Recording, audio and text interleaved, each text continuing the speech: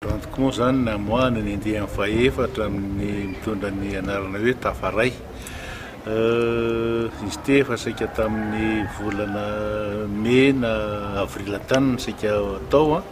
saingy nisy an'ile ame anara-pahasalamana iny zany dia tsy afa-nanoatra.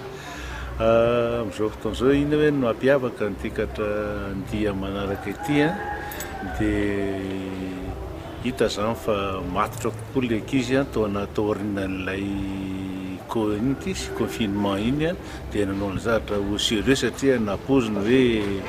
tsy ho tafavoaka araka ny eritreretana azy ny zavatra io satria ny rehetrarehetra samy nanana problème ary samy nanana ny ahany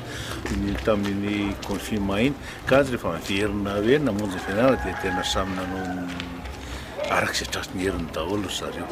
Mazamazana ihany no fiatrehanan'ny confinement iny satria na izahay mpampianatra na izy mpianatra dia samy tsisy afaka nanantanteraka ny asa ary tena tsy afaka koa azy no an'izany hoe fampianaram-pitandavitra zany fa dia tena niandry ny rariny fotsiny teo azo lazaina hoe sarotsatra na dia amin'ny resaka ara-bola ara dia sahirana satria moa mazava ho azy toy ny école miankina amin'ny ray aman-dren'ny mpianatra any amin'ny ray aman-dren'ny mpianatra zany ireny zany no point de questionay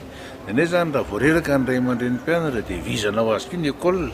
ary tena za mihitsy ny zava-misy kanefa moa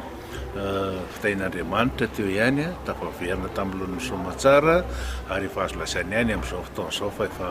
tafaverina amin'olona fa dia fampianarana.